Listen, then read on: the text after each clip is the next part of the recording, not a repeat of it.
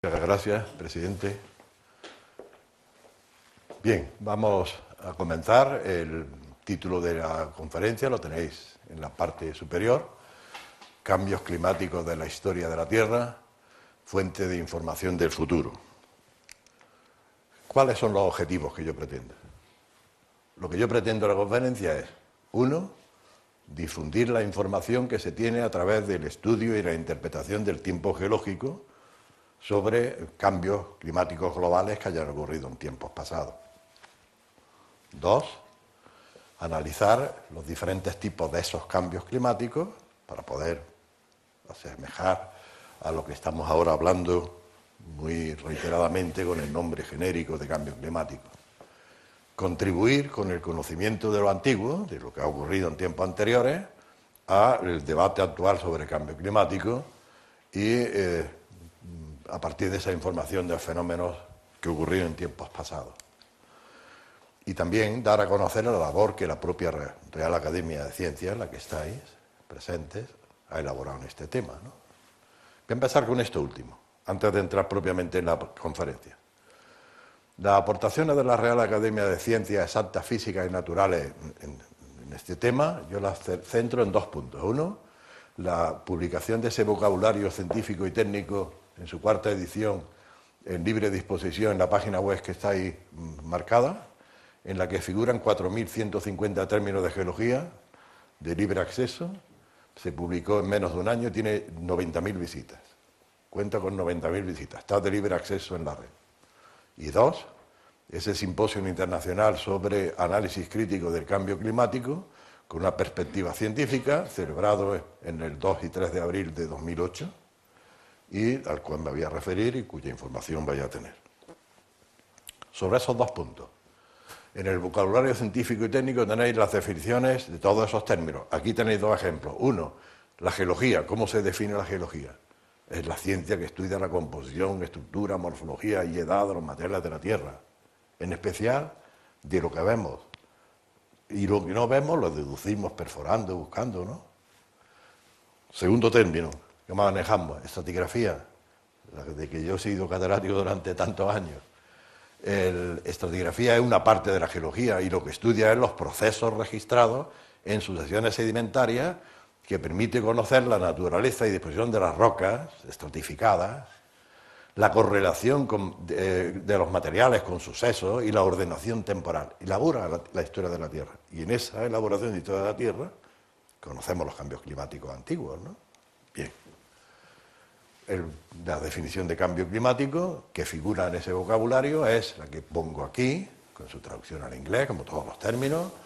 El cambio climático sería un cambio en las condiciones habituales del clima de un lugar, debido a unas causas externas a la dinámica atmosférica, por ejemplo, aumento de emisiones de dióxido de carbono o de partículas en suspensión.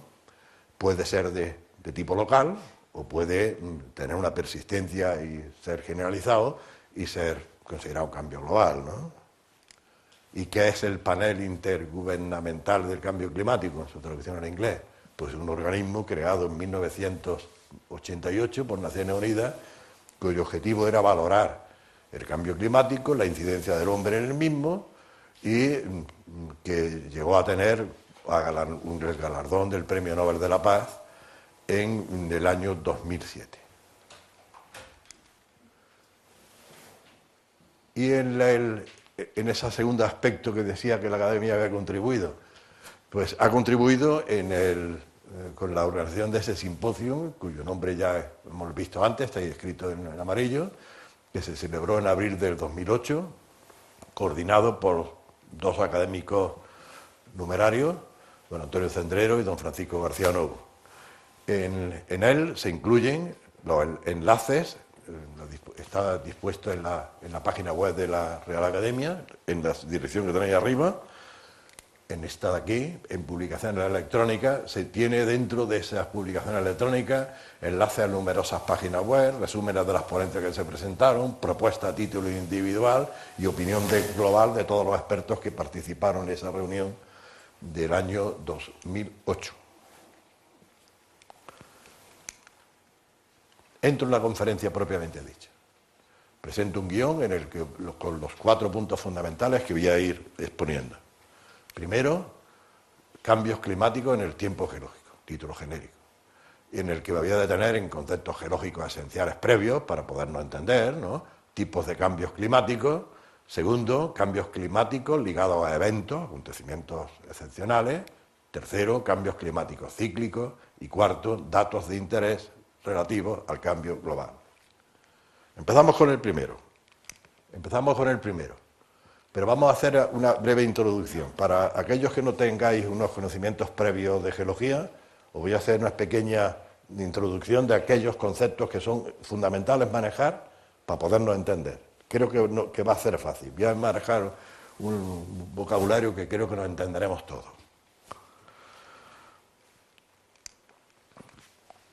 La Tierra es, sin duda, el planeta más singular del sistema solar y es un planeta que se caracteriza por algo que ninguno más tiene de todos los del sistema solar, que es una hidrosfera y una superficie ocupada por agua, por los océanos, que son prácticamente 3/4 partes de la superficie, ¿no?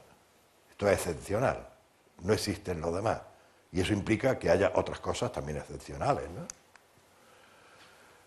Cuando en los albores de la propia geología, incluso antes de que se ramificara, existiera la estratigrafía, los primeros pensadores al respecto, muy interesantes, son estas 2 figuras que yo describo aquí en rojo, Hutton y Lyell, uno al final del siglo XVIII y otro en el siglo XIX, proponen un principio que es uno de los principios fundamentales, tanto de la geología como de la estratigrafía. Es el principio del uniformismo. ¿Y en qué consiste? Pues en una cosa muy sencilla. Establece que todo lo que ha ocurrido a lo largo de la historia de la Tierra ha sido uniforme. Por eso lo llamamos uniformismo, uniformitarismo, y semejante a lo actual. En definitiva, fijaros que lo que dice es una cosa muy importante. Dice que el estudio de los procesos actuales nos sirve para reconocer los fenómenos acaecidos en tiempos anteriores. Eso sería aplicar lo que se llama el método actualista. Estudiamos un proceso de ahora y los comparamos en la tasa, en la frecuencia que pueda haber, en la magnitud, con lo que ha ocurrido en tiempos anteriores. Tenemos, sin embargo, un pequeño problema. ¿Qué son los tiempos actuales? ¿A qué llamamos fenómenos actuales? ¿Los que han ocurrido en un año? ¿En 100 años? ¿En 1000 años? ¿En el cuaternario? Actualmente se tiende a esta última cifra. Cuando se habla del actual no es que ocurre en un día, tiene que buscar un intervalo de tiempo significativo. Actualmente se suele considerar el cuaternario, y el estudio del cuaternario se ha convertido en una de las ramas fundamentales en la geología, porque es uno de los que más nos puede aportar. Estamos hablando de 2,588 millones de años. Eso en geología es muy poquito, después lo vemos enseguida, muy poquito. Pero en cambio con la vida del hombre es enorme, ¿no? Comparado. El rasgo más singular de la Tierra, debido a la existencia de esa hidrosfera, es el que está en esta figura, que creo que es bastante clara e intuitiva. Lo que tenemos es una gran extensión, decíamos 3/4 partes de la Tierra cubierta por agua, a partir de las cuales hay una evaporación importante que se valora en 320.000 kilómetros cúbicos año, más 60 kilómetros cúbicos año de las partes emergidas, se llega a un total de 380 kilómetros cúbicos año de evaporación. Y todo eso cae, parte en el mar de nuevo, pero otra parte en los continentes, y atención a este que es lo que nos interesa, en los continentes va a circular en superficie, va a circular parte subterránea, va a formar lagos, va a formar ríos, y en definitiva va a ocasionar destrucción en los relieves más elevados en la superficie de la Tierra, transporte de los materiales y depósito de esos materiales formando capas en intervalos de tiempo consecutivos. Esos son lo que llaman estratos, y eso es lo que estudia la ciencia que yo trabajo, la estratigrafía, estudia los estratos. Y los estratos se nos convierten en las hojas de un libro que sería el de la historia de la Tierra. Cada estrato sería una de esas hojas. Sin embargo, el tema es más complicado, porque el libro es ese libro hipotético es un libro de muchos volúmenes y algunos se ha perdido. de los volúmenes que quedan algunos capítulos no se leen, y de los capítulos que quedan faltan algunas líneas, de manera que hay que luchar con ese control incompleto y reconstruir un todo con muchas fracciones. Bien. En definitiva, lo que vamos a tener es lo que se llama ciclo geológico externo, que tenemos en esta figura, y es un volumen de materiales, aquí marcado en marrón, se destruye por los procesos de meteorización y erosión. Los materiales que se destruyen o producto de esa destrucción se transportan, son transportados y depositados en medios continentales, en medios costeros, en medios marinos, formando las capas de estratos, como estamos viendo aquí. Cada capa es un estrato y la propiedad es la estratificación. Y cada estrato, por acción de la biosfera, a la vez que se deposita ese material, se depositan los restos duros de los organismos que viven en la época correspondiente. De manera que en un estrato tenemos un material que nos indicaría las condiciones en las que se formó y otro que nos puede dar un valor de edad muy importante, porque los organismos que han vivido a lo largo de la Tierra, siguiendo la teoría de la evolución, no han sido siempre los mismos, sino que han ido renovándose y nunca se han vuelto a aparecer los que habían desaparecido. Cuando hablamos de estrato, aquí tenemos algunos ejemplos espectaculares, ¿no? Una superficie de estratificación serían esas, todas esas líneas que se ven, todas paralelas, pero hay un detalle aquí interesante, ahí no están horizontales. Los estratos cuando se formaron eran todos horizontales, pero después ha habido deformaciones, ha habido plegamientos, inclinaciones, basculamientos, una parte se hunde, otra se levanta, y podemos tener geometrías como esta, pero donde podemos aplicar otro de los principios fundamentales, y es que lo más antiguo sería lo que está más abajo y lo más moderno lo que está más arriba, ¿no? De manera que podemos ordenar en el tiempo los materiales. Si sabemos la edad del más antiguo, la edad del más moderno, tenemos un intervalo de tiempo ya hemos acotado, ¿no? Aquí tenemos otro ejemplo muy bonito de estratos, atención a la escala con las personas, con su paraguas, como hoy lloviendo, de manera que este sería los más antiguos y a partir de aquí hacia arriba los más modernos, ¿no? ¿Qué hay aquí? Alternancia, niveles duros, niveles blandos, niveles duros, niveles blancos, intervalos de distintas condiciones sedimentarias. Posiblemente de depósitos en distinto clima, ¿no? Uno más favorable al depósito de carbonato, otro intercalado más favorable al depósito de detríticos. Uno en condiciones de evaporación del agua del mar, otro en condiciones de llegada de material procedente de los continentes, mayoritariamente, ¿no? Otro ejemplo de estratificación a detalle, espectacular, muy bonito, sería este, en el cual estamos viendo estratos muy finos, estratos cada vez más gruesos, formando episodios de grosor creciente aquí o aquí, y de nuevo estudiando la litología de los materiales, los fósiles que contienen, tenemos la posibilidad de obtener jalones de la edad. En algunos casos las capas están verticales.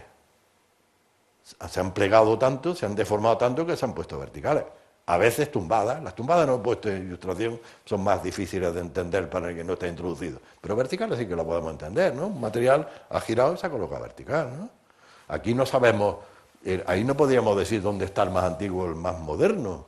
Tendríamos que observar detalles, o bien geométricos dentro de la roca, o bien los fósiles que tengan en un lado y en otro, para saber dónde está lo más antiguo, lo más moderno y ordenarlo. ¿Y cómo lo ordenamos? Nosotros vamos a obtener un criterio muy importante que son los fósiles que contienen. Los fósiles que contienen y que nos sirven para establecer edades son los que se utilizan exclusivamente en un intervalo de tiempo que es el fanerozoico, o sea, desde hace 541 millones de años hasta la actualidad. Pero hay un intervalo enorme antes, en el cual no hay fósiles, o fósiles que se puedan clasificar. Pero en los intervalos en que se tienen fósiles podemos manejar esto, que son los trilobites, esto que son los ammonites, los de la izquierda que son los numulites, o estos que son del plancton, son mamíferos planctónicos. Todos ellos son excelentes. Son organismos que viven en el mar, que unos flotan, otros nadan, otros viven, pero se desplazan con mucha facilidad, y los vamos a encontrar prácticamente en todas las latitudes, ¿no? De manera que vamos a tener que son organismos que cambian muy rápidamente de una especie a otra y que pueden acotar intervalos de tiempo cortos, pero intervalos de tiempo relativos. ¿Qué significa relativo? Que saben que uno es más antiguo y que otro es más moderno. Pero nosotros queremos más. introducir cifras, valores numéricos. ¿Qué vamos a hacer? Pues fijaros, por ejemplo, en esta figura, es una figura clásica del Cañón del Colorado. En el Cañón del Colorado hay dos grandes conjuntos litológicos. Uno, a partir de esta superficie que estoy señalando, por aquí, por aquí, por aquí, por aquí, por aquí, viene por aquí, por aquí, por ahí. Desde ahí para abajo son materiales anteriores al Cámbrico, anteriores a la existencia de esos fósiles importantes, donde hay que recurrir a otras técnicas de datación. Y a partir de aquí hacia arriba son materiales del Paleozoico, desde 541 millones de años abajo a 250 arriba. Y uno dice, uy, este corte es el corte más bonito del mundo, ¿no? Esta es la idea más espectacular de la estratigrafía, pero sin embargo tiene muchas sorpresas. La sorpresa viene aquí en esta figura, ¿no? Este es el cañón, parte profunda del cañón, donde están los materiales que son de hace 1200 hasta 740 millones de años, de 2500 hasta 1000 y pico. A partir de los horizontales, vamos a fijarnos en los horizontales. Aquí hay una sucesión que aparentemente estos conjuntos de estratos parecería que son intervalos de tiempo consecutivos, y sí son consecutivos, pero no continuos.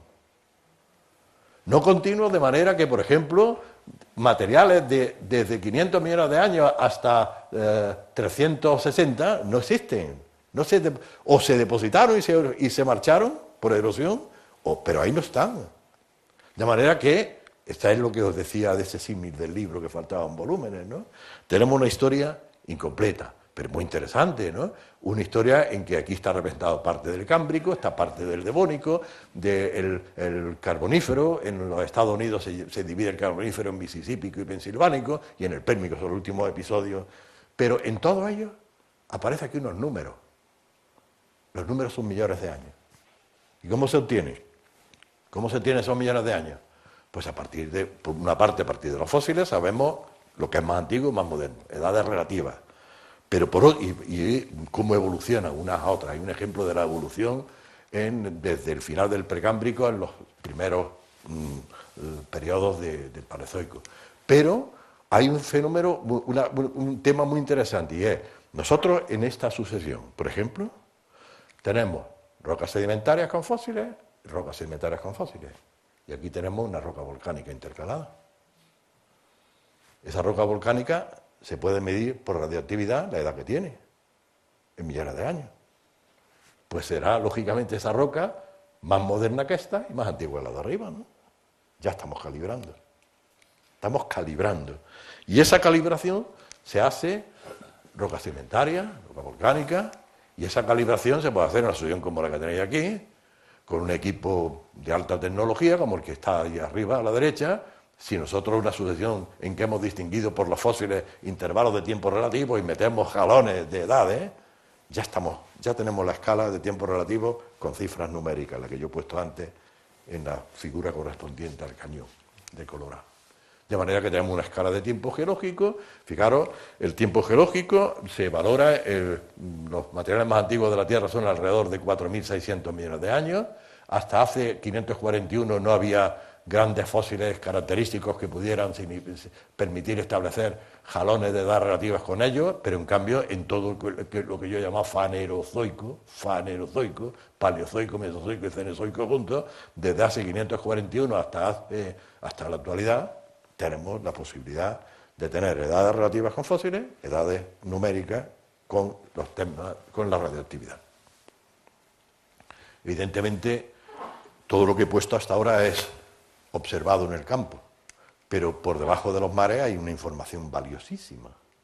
Y hay equipos de investigación, de financiación de múltiples países, patrocinados fundamentalmente por Estados Unidos y Japón, que es el propietario de este barco. Son barcos que permiten hacer sondeos a más de 6.000 metros de agua por debajo, en el fondo a más de 6.000 o incluso más de agua, y a partir de ahí perforar otros 4, 5, 6.000 metros con testigo continuo y tener una información valiosísima, extremadamente valiosa. De manera que no solamente tenemos la información de superficie, sino también la información que se obtiene bajo los fondos marinos, que es extremadamente interesante. Vuelvo a mi guión. Visto estos conceptos geológicos esenciales, vamos a entrar entonces en cuáles son los tipos de cambio climático. ¿Cuáles son? Primero había que plantearse qué es el clima, ¿no?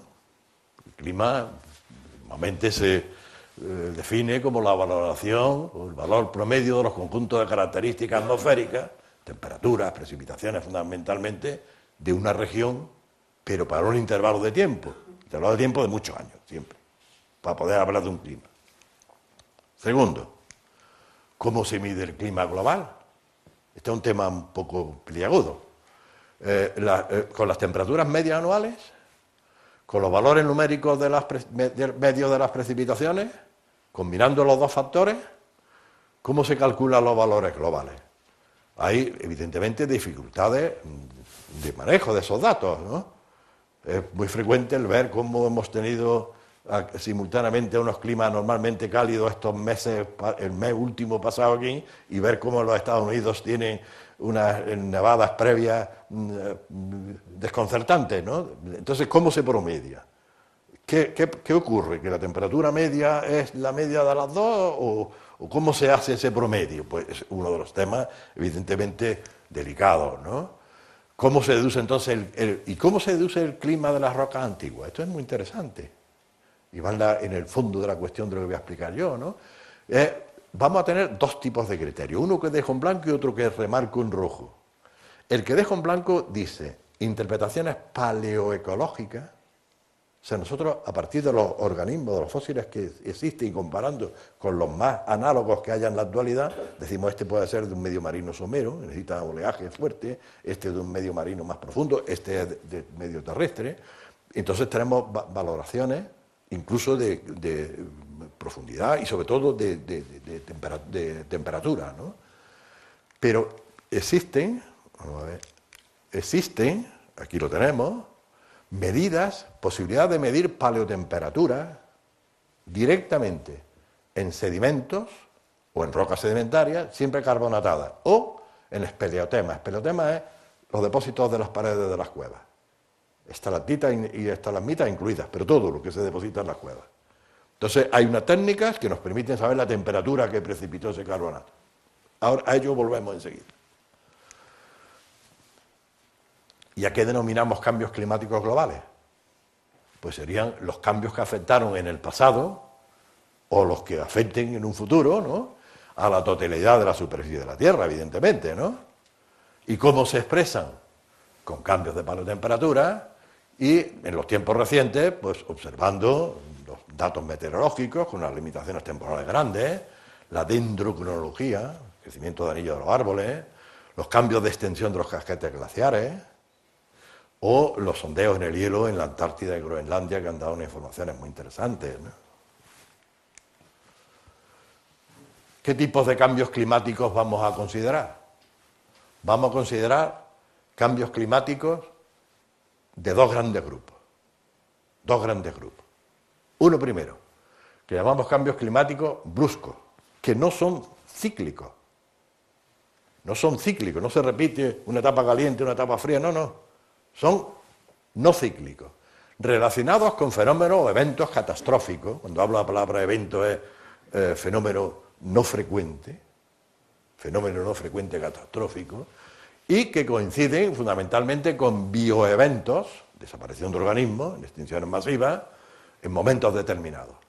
Normalmente van ligados a uno de estos dos fenómenos, o impactos de meteoritos o asteroides sobre la Tierra, o episodios singulares de vulcanismo explosivo. Uno de los dos. En unos casos se puede resolver la duda, en otros no. Ahora lo veremos. Segundo tipo, cambios climáticos cíclicos, los que afectaron al conjunto de la Tierra, cuyo intervalo de recurrencia, cuando hablo de intervalo de recurrencia, estoy hablando de la media de valor estadístico de los ciclos, pero no implica que los ciclos duren lo mismo. En algunos casos sí que duran lo mismo, y entonces hablamos de periodicidad.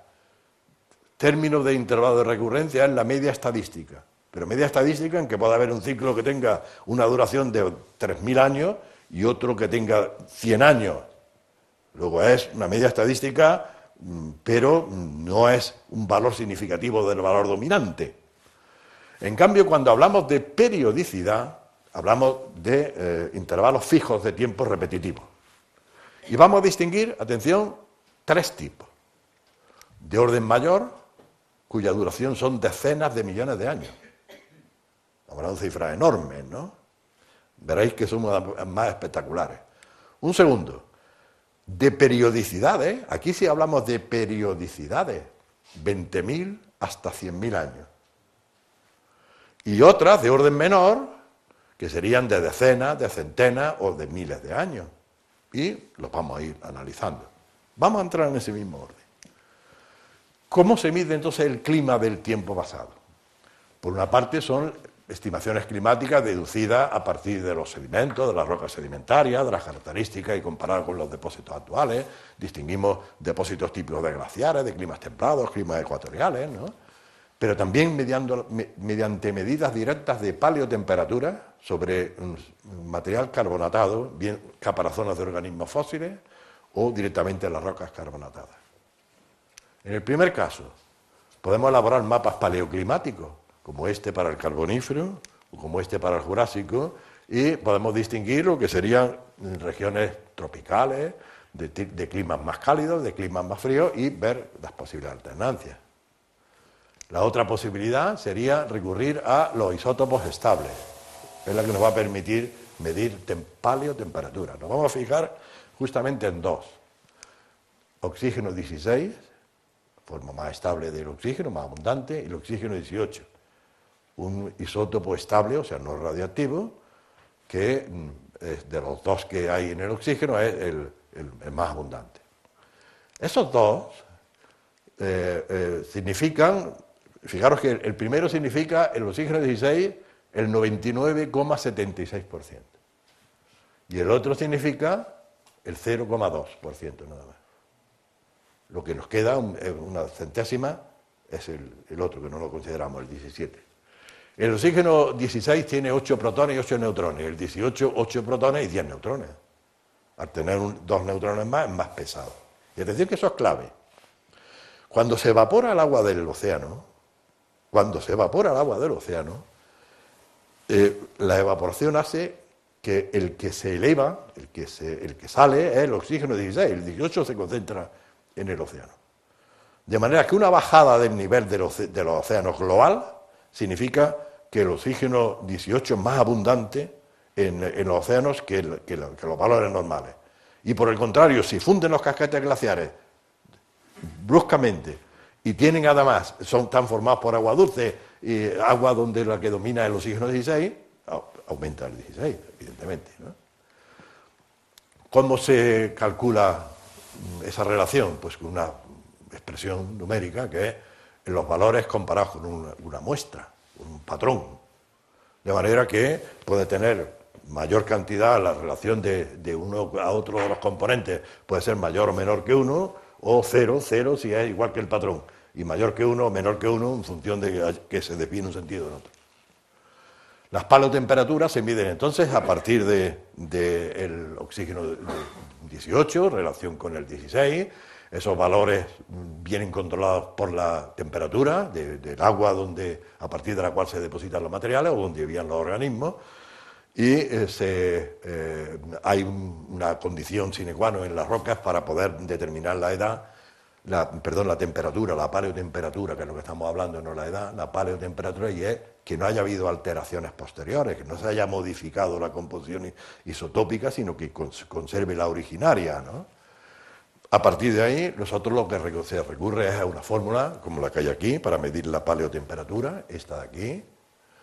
La temperatura en grados centígrados sería la expresión numérica de ahí, que es una fórmula que propuso Urey, premio Nobel de Química en el año 1934, a partir de una serie de experimentos en el laboratorio en el que tenía una serie de organismos que lo hacía vivir en una pecera con temperaturas controladas del agua y eventualmente sacaba los organismos, medía la composición y veía que la composición del agua era la misma que la composición del caparazón y que cuando modificaba el contenido en los diferentes isótopos estables, el 16-18 del oxígeno, se modificaba también en los nuevos caparazones.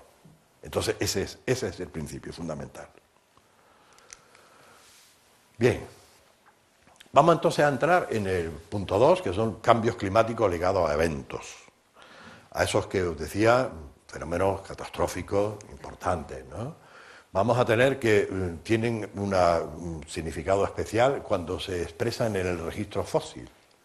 Se registran con unas variaciones de orden más pequeño, como las que tengo aquí puestas, que variaciones en la diversidad, variaciones debidas a la propia evolución de los organismos o cambios bruscos acentuados por fenómenos geológicos. Pero tenemos otro último, que es los llamados bioeventos, o sea, las extinciones masivas, bruscas o escalonadas, episodios en la historia de la Tierra donde gran parte de los organismos han desaparecido y han sido reemplazados por otros.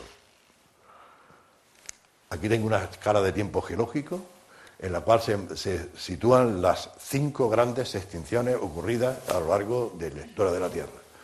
Una ocurrida hace 443 millones de años en el límite ordovícico-silúrico, otra hace 359 millones de años en el Devónico carbonífero, o mississippiano, en el caso de la nomenclatura inglesa, otra jalonando el límite paleozoico-mesozoico, o sea, el Pérmico-Triásico, hace 250 millones de años, y la última, una que ha dado mucho que hablar, y mucha ilustración reproducida en muchos sitios, que hace 66, ahora sí 66, hace poquito era 75 millones de años, en el límite Cretácico-Terciario. Actualmente ya el terciario no existe como tal término, aunque esté aquí en esta tabla, ahora ya se utiliza directamente el término paleoceno o paleógeno, según el que utilicemos. Pero ese justamente, de hace 66 millones de años, es el que se toma de referencia, el que se conoce mejor. El debate que hay, que ya he adelantado, sobre el origen de estas extinciones masivas, se ha centrado especialmente en el estudio de esa extinción del límite Cretáceo-Paleógeno hace 66 millones de años. Pero también se ha hecho extensivo al límite Pérmico-Jurásico, que era justo el de hace 252 millones de años, que es la mayor extinción conocida. El límite del Paleozoico con el Mesozoico, límite de la era primaria con la era secundaria. Se han planteado dos posibilidades. Lo decíamos antes, origen cósmico, un elemento extraño que impacte sobre la Tierra, o origen volcánico. Y que producirían en ambos casos se producirían cambios climáticos globales muy bruscos, enormes, muy bruscos. Es complejo en su conjunto porque lleva enfriamientos bruscos, seguidos de calentamientos por el efecto invernadero, muertes masivas de organismos, de manera que hay una escala bastante compleja de procesos que enseguida vamos a poder ver. En algunos casos se ha resuelto la duda. ¿Cómo? Encontrando el cráter en la edad correspondiente o encontrando rocas volcánicas piroclásticas de las que han soltado por explosiones en la edad correspondiente. Y cuando no se tiene ni uno ni otro, queda la duda. ¿Vale? En definitiva, lo que vamos a tener es la posibilidad de que, debido bien al polvo volcánico o la salida de los materiales de los denominados gases invernadero, lo que se va a producir es precisamente ese efecto invernadero, que va a producir un calentamiento global en la Tierra por uno o por el otro de los fenómenos a los que nos estamos refiriendo. ¿Cómo es el proceso de hace 66 millones de años? Ese límite Cretácico-Paleógeno, antiguo terciario, se conoce también en la bibliografía como el de la desaparición de los dinosaurios, lo cual es una simplicidad absurda, ¿no? Los dinosaurios llegaron ya casi en peligro de muerte, ya estaban extinguiéndose. Lo espectacular no es que desaparecieran los dinosaurios son los fósiles más televisivos, pero no los más importantes. Lo que es realmente importante es que uno de esos que yo he puesto ahí, los ammonites, que eran los que sirvieron para datar con enorme precisión todos los intervalos que se separaban dentro del Jurásico, de repente todos desaparecieron, ya no hubo más en la Tierra. Pero lo mismo ocurrió con muchos foraminíferos planctónicos, muchas plantas superiores. Los dinosaurios eran una anécdota porque ya estaban en una fase de de extinción bastante avanzadas. ¿Cuáles son los argumentos a favor de ese evento que sea de origen cósmico de 66 millones de años? Pues se basa, por una parte, en cambio brusco de fósiles, sería común para otros sistemas, en la existencia de anomalías geoquímicas, presencia de elementos raros, ¿no? Iridio y otros metales del grupo del platino, que son elementos muy abundantes en los meteoritos, pero extremadamente escasos en la corteza terrestre. Segundo sería la presencia de tectita o esferulita. Esto es muy interesante. Son materiales, productos del impacto del meteorito, funde la roca y cristaliza posteriormente en cuanto se enfría, formando bolas. Esas son las esferulitas o las tectitas. También hay depósitos de lo que se llaman depósitos directos de eventos, eventitas, avalanchas, como grandes deslizamientos submarinos y que depositan más materiales importantes. Hay también la presencia de niveles negros, coincidiendo con ellos. Hay quien lo interpreta como la existencia de incendios forestales masivos, espectaculares. Entra dentro de lo probable. Pero evidentemente la prueba definitiva es haber encontrado el cráter del impacto, ¿no? El cráter del impacto se conoce su situación en el Yucatán. Hay una palabra muy rara que es Chicxulub, lo ponéis en internet, tiene pues 70 millones de entradas, ¿no? De manera que es uno de los términos actualmente conocidos, un término de origen mexicano, ¿no? Y evidentemente los problemas de algunos de estos acontecimientos o cambios de acontecimientos es que en la Tierra hay grandes problemas de conservación de los cráteres. ¿Por qué? Pues porque se pueden quedar enterrados por materiales más modernos o que la erosión los pueda destruir. De manera que, al igual que en la Luna vemos toda la superficie llena de cráteres por los impactos de meteoritos, en la Tierra hay cráteres de meteoritos, pero evidentemente muchos menos que allí, porque allí ni hay destrucción ni hay enterramiento de los cráteres, porque no hay agua y no hay, por tanto, ciclo geológico externo del que hemos hablado. Los fenómenos en cadena, fijaros cómo sería. A corto plazo, se depositaría una capa de arcilla con esa anomalía de iridio, esferulitas, cristales de cuarzo. Posteriormente, como el polvo quedaría en suspensión en la superficie de la Tierra, bueno, el primero que habría es un enfriamiento global rápido debido a ese polvo que cubre, habría extinciones masivas de los ambientes terrestres, habría mezclas de las aguas oceánicas de unos océanos a otros y extinciones masivas de organismos marinos. A largo plazo, ¿cuáles serían? El efecto invernadero, con incremento de temperatura, aumento de la temperatura global y diversas extinciones, tanto en ambientes marinos como en ambientes continentales, siguiendo la cadena trófica. En cuanto desaparece un grupo, que es de lo que se alimenta otro grupo, pues tendería a disminuir o a desaparecer ese otro. En una publicación espectacular, que tenéis ahí en ese librito tan bonito que está ahí, lo bonito lo que está escrito, ¿no? Por dentro, ¿no? Lo escribe Álvarez. Se da una explicación de esta teoría, la pareja Álvarez era el padre del que tenemos aquí en la fotografía, era Premio Nobel de Física, el padre y el hijo hicieron una publicación en el año 1980 describiendo el impacto, y ha sido la publicación de geología más citada de todas de la bibliografía geológica mundial, de toda la historia, ¿no? En ese trabajo, en ese libro que publica, está traducido al castellano, se presenta una serie de figuras como que cierto día, siguiendo el aspecto novelesco de los dinosaurios, estaban jugueteando, pues en un sitio espléndido del Caribe hay un elemento extraño procedente de fuera que viene, impacta, produce un cráter, produce un oscurecimiento y un enfriamiento muy grande y posteriormente se va produciendo el efecto invernadero y la observación del cráter.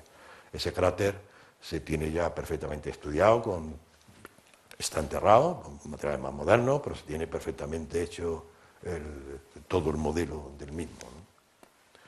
Pero también podía darse con fenómenos vulcanos sedimentarios, explosivos. Fijaros, aquí hay una lista de volcanes que han producido fenómenos explosivos importantes, entre los cuales hay algunos muy conocidos, como el Pinatubo de Filipinas o el Krakatoa de 1880 en Indonesia, o sobre todo el Tambora, ¿no? Los efectos serían los mismos, ¿no? Habría una gran cantidad de polvo en la atmósfera, disminución de la radiación solar, por tanto primero enfriamiento, una vez que caen, efecto invernadero y el aumento de las temperaturas, pues, extinciones, por supuesto, ¿no? En definitiva, los dos tipos serían los que se figuran aquí. Aquí está el tipo 1, el del impacto del elemento extraño, un meteorito grande, un asteroide, o un conjunto de meteoritos, o efecto del interior de la Tierra para salir esos volcanes explosivos. Pasamos entonces al siguiente tipo, cambios climáticos cíclicos. Hemos dicho que era alternancia de episodios cálidos, episodios fríos. Episodios cálidos y lluviosos, fríos, poco lluviosos. Vamos a tener los tres rangos que decía anteriormente y que vamos a ir viendo por ese orden. ¿Qué son, en primer lugar, todos en conjunto? Cambios climáticos cíclicos. Los que han afectado el conjunto de la Tierra y en los que alteraron episodios fríos, húmedos y otros más cálidos y secos. ¿Cuáles son sus causas? Las causas son muy importantes. Es cambio en la energía solar recibida, porque haya un obstáculo, como esos efectos invernaderos de las partículas, ¿no? O que haya modificaciones en el propio origen, en el Sol, por las manchas solares, ¿no? O también por factores de tipo astronómico. ¿Y cuál es la duración media de los ciclos? Vuelvo a esos dos conceptos, los tengo ahí en rojo, los recuerdo simplemente.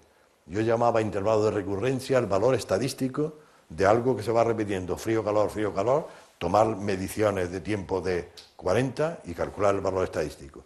No significa que haya un gran contenido, un gran número que coincida con el valor estadístico. En cambio hay otro, un segundo, que es la periodicidad, son periódicos cuando tienen la misma duración y esto tiene enorme interés. Eso sí que tiene enorme interés. Vamos a entrar en lo de primer orden. Atención que aquí entramos en un tema un poco, parece de ciencia ficción, pero no lo es. ¿Cuáles son los cambios climáticos de orden mayor? Fijaros, este es un gráfico muy bonito del tiempo geológico.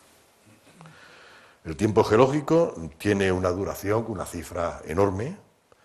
Se valora, empezaría aquí, aproximadamente aquí se pone 4,5 millones de años, 4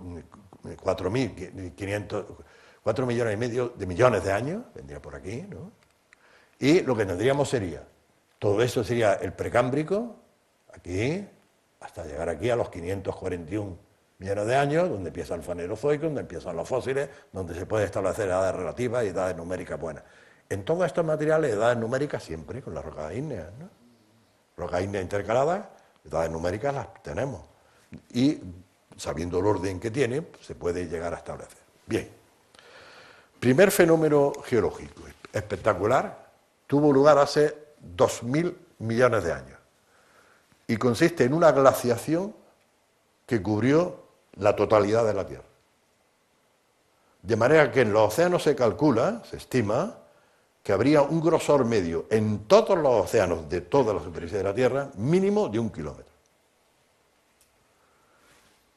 Ese fenómeno es un fenómeno que se llama, como veremos enseguida, de bola de hielo, ¿no? De tierra bola de hielo, que se vuelve a repetir en un tiempo más cercano, muy cerca ya del límite del fanerozoico, hace 675 a 750 millones de años, y se trata de glaciaciones espectaculares, con duraciones muy largas, millones de años, espectaculares, cubriendo la superficie de la Tierra también completa. Este es un gráfico en el cual se tiene lo que ha ocurrido desde 800, 750, 700, 600, 600 millones de años, 550, este sería el límite del precámbrico con el cámbrico. A partir de aquí es donde ya los fósiles juegan un papel espectacular, aquí no. Aquí hay que jugar con algunos restos orgánicos, pero sobre todo con dataciones numéricas. Y vamos a tener que hay dos grandes episodios que se le ha dado nombres de glaciaciones que dan el nombre de este periodo que se llama el criogénico, derivando del hielo también, que son espectaculares. Fijaros que se trata de glaciaciones de gran envergadura a su nivel de la superficie global y que tienen duraciones de 30, 40 millones de años. Esta igual, y aquí una chiquitita mucho más corta, mucho más corta. Hay una pregunta que sale enseguida. ¿Y cómo puede pervivir la vida cuando la Tierra está cubierta de hielo entera? Pues la contestación se tiene bajo el agua, perdón, bajo el hielo de la Antártida.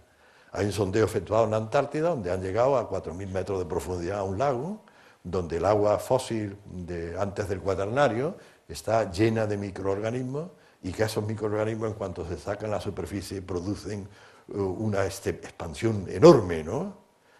¿Dónde se encuentra eso en tiempos pasados? Pues sería fondos de mares, donde habría una temperatura por el vulcanismo, que la tendría disponible para poder tener esos gérmenes o esos organismos viviendo y además en bastante abundancia. El fenómeno sería este, que tenemos aquí, la Tierra quedaría cubierta en su totalidad como bola de nieve. Aquí tenéis una página web, es muy sencillo, es Snowball Here, que tenéis 35 PowerPoint, tenéis toda la información que queráis. Es una teoría que se ha desarrollado a partir de 1970, ahora está prácticamente aceptada de manera generalizada, y que pasaría por la formación de la bola de nieve y la posterior separación. ¿Qué prueba hay más de que fuera esa bola de nieve? Los poquitos depósitos que hay de esos intervalos de tiempo, donde estaría cubierto de hielo, serían como estos. Y esos son materiales arrastrados por los glaciares por debajo. Son morrenas glaciares, donde llevan material detrítico fino y materiales y bloques grandes arrastrados. Pero no hay no hubo sedimentación, estaba todo cubierto. Esta vuelve a ser la génesis, cómo se forma, cómo termina, en los millones de años correspondientes. Y atención a esta. Esta es una figura que ahora va a los cambios de temperatura, hechas medidas de paleotemperatura desde el principio del Fanerozoico, desde el Cámbrico hasta nuestros días. La curva roja indica los cambios de temperatura.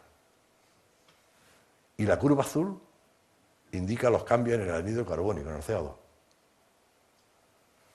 Atención que aquí no hay coincidencia en absoluto entre la curva de uno y la curva de otro.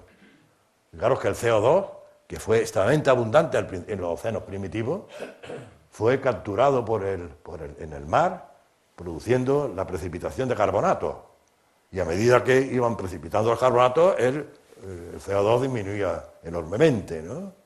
De manera que no ha habido a lo largo del tiempo una correlación clara, como la que parece existir ahora, entre aumento de CO2 y aumento de temperatura. Siguen caminos distintos.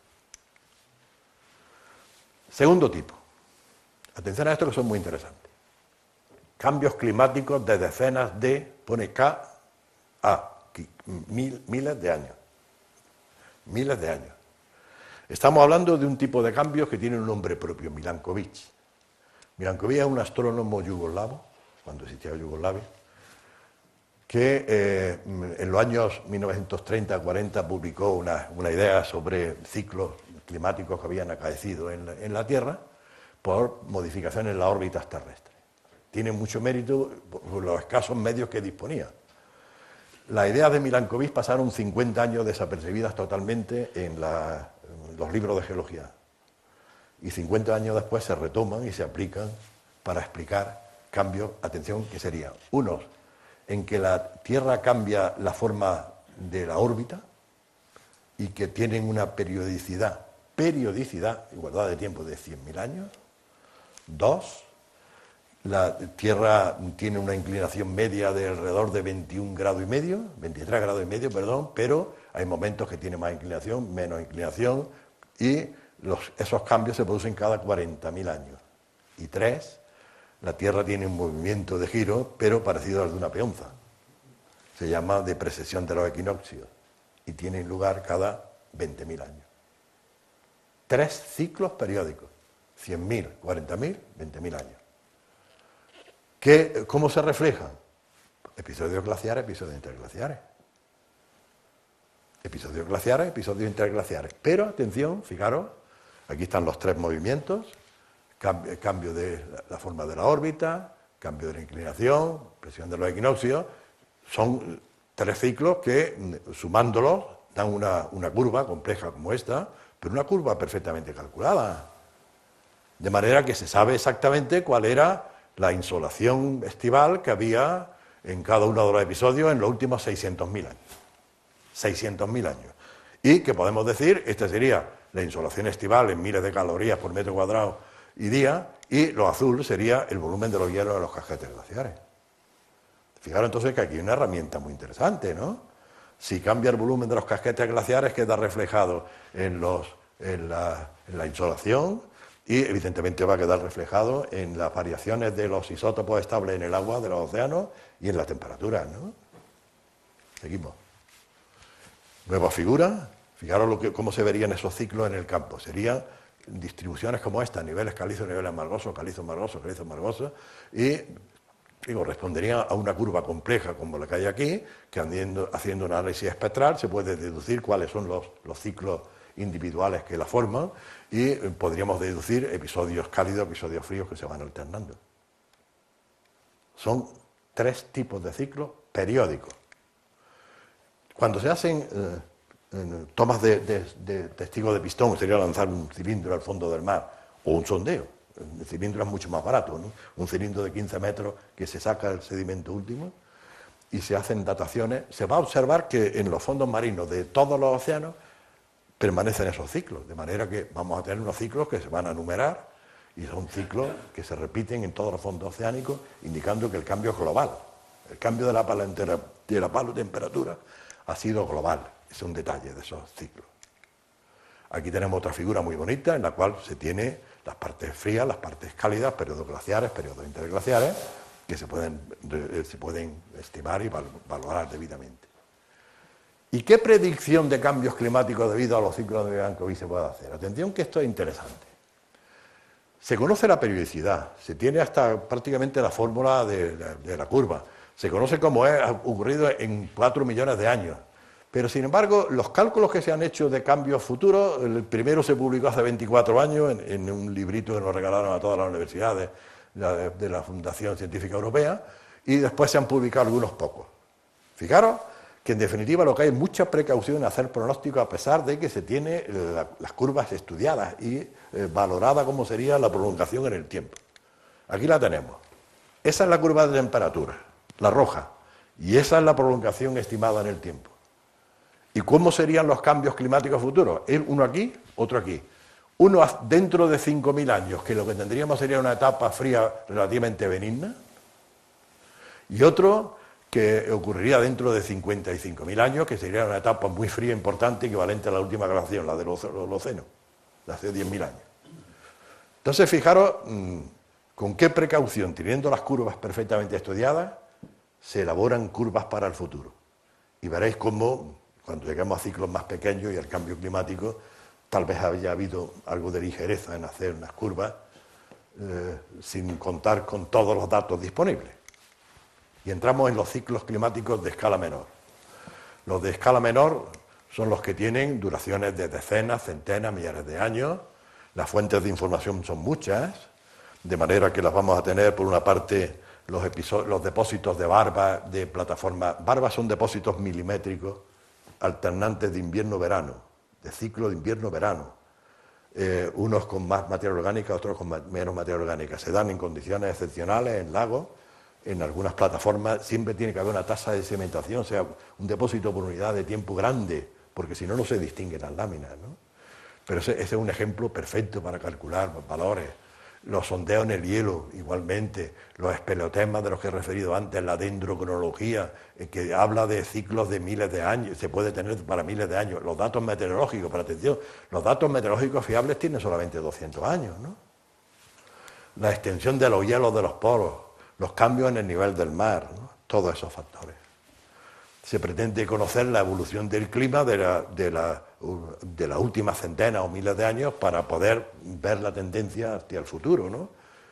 Y evidentemente eso implica problemas de dificultad y de complejidad, ¿no? Estas son las barbas.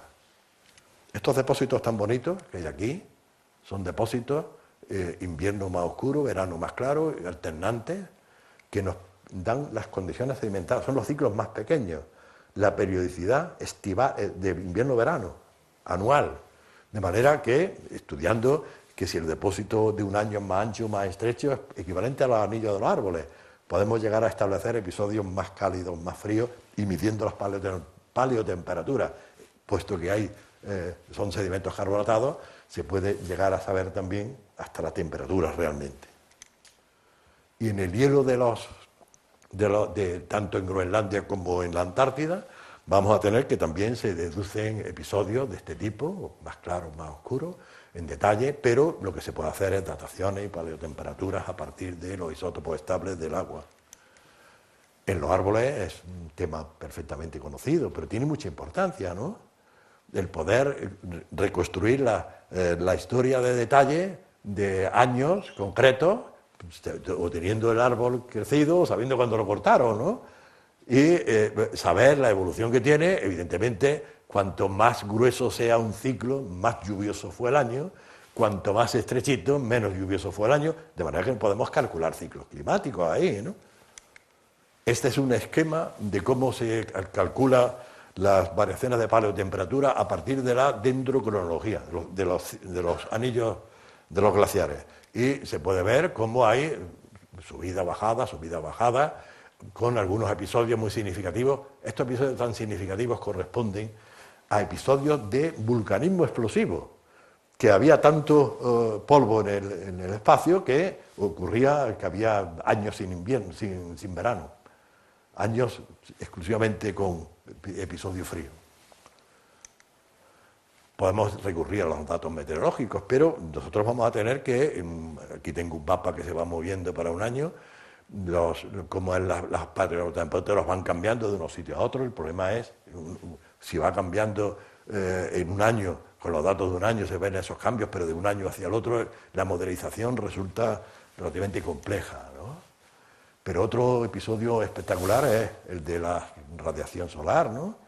Vamos a tener que el Sol no es un elemento inerte, sino que tiene unas actividades de esta especie de llamaradas, de manera que la energía que emite es cambiante, y es cambiante con una periodicidad establecida, ¿no? Son ciclos de 15, 20, 25 años, de ese orden de magnitud, de episodios más cálidos, más fríos que se van repitiendo. El intervalo de recurrencia o la periodicidad de esos ciclos menores, diríamos que hay una gran variabilidad de datos. Los datos meteorológicos solamente se tienen de los últimos 200 años, el estudio es complejo y se presta interpretaciones diversas. El estudio de las barbas indica que puede haber ciclos de 11 a 13 años. El de las barbas, magnitudes semejantes. El de la dendrocronología sugiere que haya ciclos de 40 a 50 años, periódicos de 40 a 50 años. Y los datos históricos, que hay que valorarlos también, ¿no? La descripción de la historia. Es espectacular cómo entre 1300 y 1850 hubo una etapa enorme, fría, 500 y pico de años, que es la que se denomina pequeña edad de hielo, que afectó a toda Europa, ¿no? Y que llegó a tener un mínimo llamado mínimo Maunder entre 1645 y 1715, donde los descensos de temperatura fueron realmente espectaculares, ¿no? La predicción, por tanto, de los ciclos climáticos menores, de esa predicción es mucho más compleja que la de los ciclos de Milankovitch. De manera que, como hay muchos factores que pueden intervenir y puede haber ciclos muy diversos que se superpongan, los cálculos empiezan a ser problemáticos. Los datos disponibles en muchos casos son confusos o insuficientes y a veces contradictorios. Y hacer una predicción exacta es complejo, ¿no? Sin embargo, se hacen muchas predicciones algo aventuradas, no suficientemente justificadas con datos fiables, y se trata efectivamente de estimaciones posibles de cambios futuros, ¿no? Vamos a pasar al último punto. Y de todos esos datos, ¿qué interés tiene todo lo que yo he hablado para hablar del cambio climático global? Lo siguiente, cuando hablamos de cambio climático, hablamos de este tema tan de actualidad ahora. El cambio climático estaría relacionado exclusivamente con cambios de la escala menor, ¿no?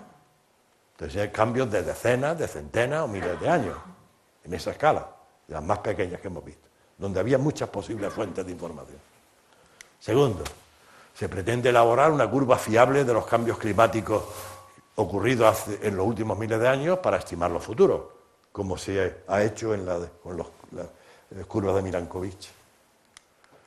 Las posibles fuentes, una vez más, están ahí escritas todas ellas, son diversas, y, sin embargo, el modelo climático en el que se basa toda la teoría del cambio climático global se basa sobrevalorando los datos meteorológicos.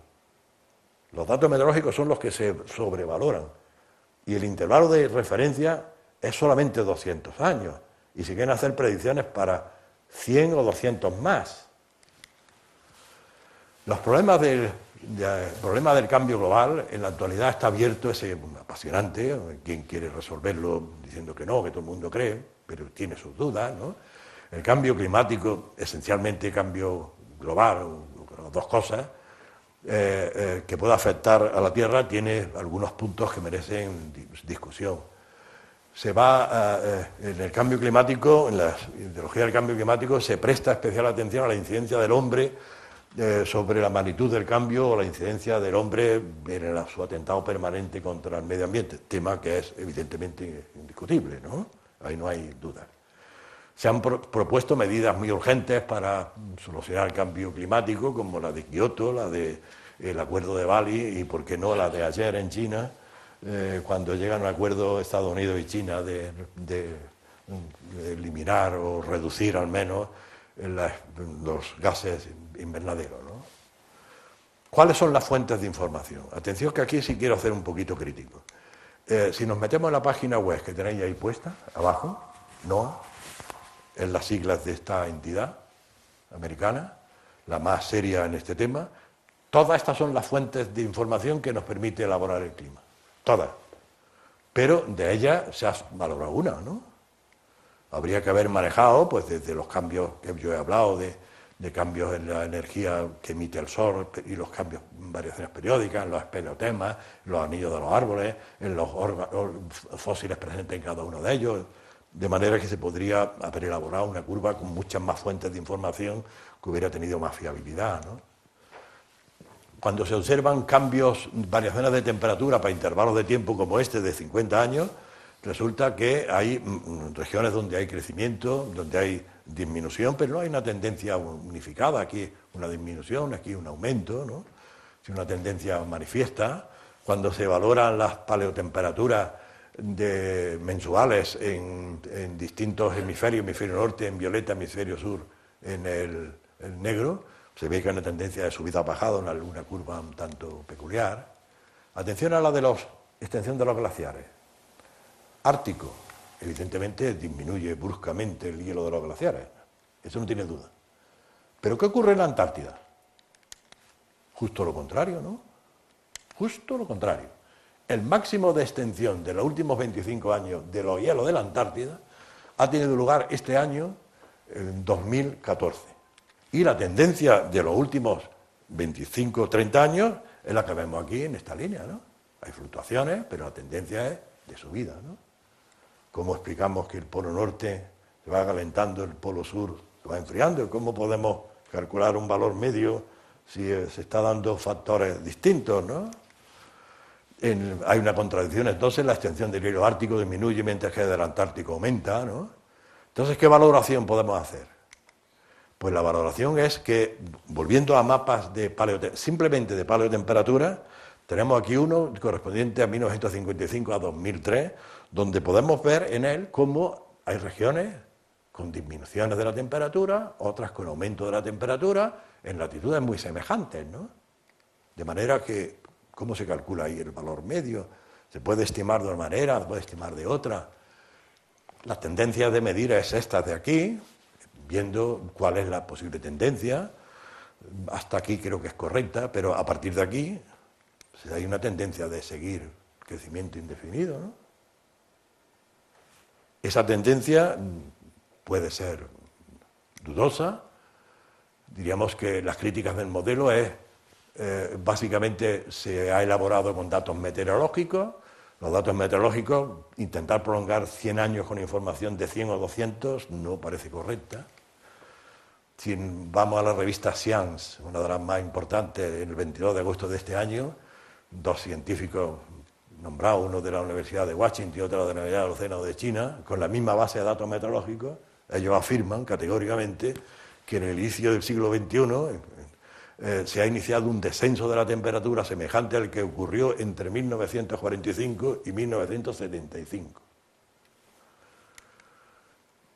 Este era ese episodio frío que ha habido afectando especialmente a Europa desde 1200 hasta 1700, 1750. Estas son las curvas históricas de las paleotemperaturas. No parece insinuar que vaya a haber una subida como la de la Edad Media, como la que hay aquí máxima de la Edad Media. Esta es un libro sobre la pequeña edad de hielo. La pequeña edad de hielo es la que ocurrió entre 1300 y 1850 con el mínimo Maunder. Las ilustraciones de la época lo que indican cómo los ríos del centro de Europa durante el invierno se podían atravesar todos con los patines, ¿no? Los humoristas han llegado a plantearlo de un modo siempre agudo como ellos, de manera que el que está aquí mejor con su voz libre dice que no acaba de entender cómo va lo del cambio climático.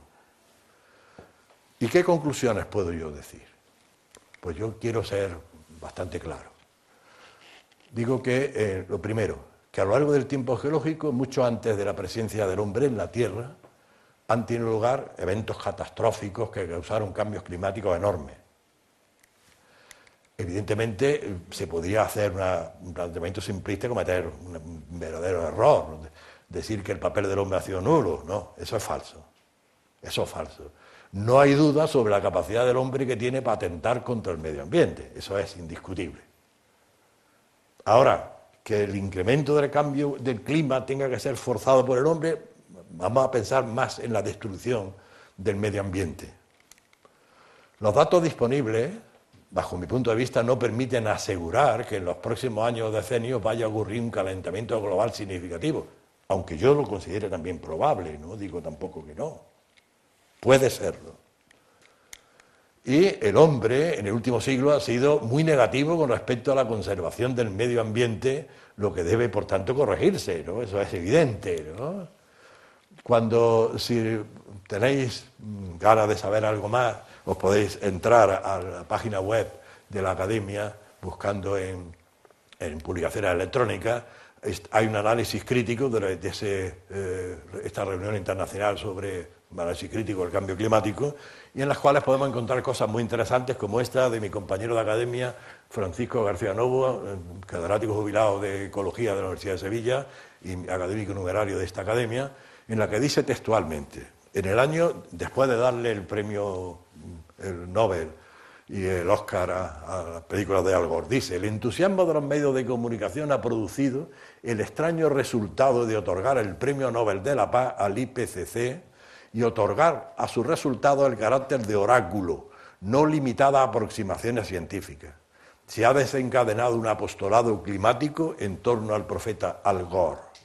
La película La verdad incómoda merece probablemente el Oscar, pero no la aceptación científica que rechaza sus simplificaciones, verdades a medias y manipulaciones de datos. Frase textual de Francisco García Novo. ¿Y cuáles son mis conclusiones finales? Pues ahí las resumo en la siguiente frase. Para los ciclos climáticos mayores y los cambios climáticos ligados a eventos catastróficos, la posibilidad de actuación del hombre para mitigarlo es nula. Vamos a considerarla prácticamente nula, ¿no? En las investigaciones recientes sobre el cambio climático en las que se fundamenta, se aportan datos contradictorios, aunque mayoritariamente inciden y llevan a pensar que va a haber efectivamente un calentamiento en los próximos decenios, con algún margen de duda, evidentemente. La opinión mía es que, en caso de duda, las actuaciones hay que inclinarse siempre hacia las medidas de mayor prevención, tanto más si estas medidas consisten en la protección del medio ambiente, el llamado desarrollo sostenible, lo que hemos venido llamando el desarrollo sostenible, y pretende evitar un mayor deterioro de ese medio ambiente debido a la acción del hombre. En definitiva, digo, y termino, tomemos las precauciones posibles, en especial aquellas que contribuyan a la protección del medio ambiente bajo la concepción del desarrollo sostenible, pero añado, no seamos ni alarmistas ni catastrofistas. Muchas gracias.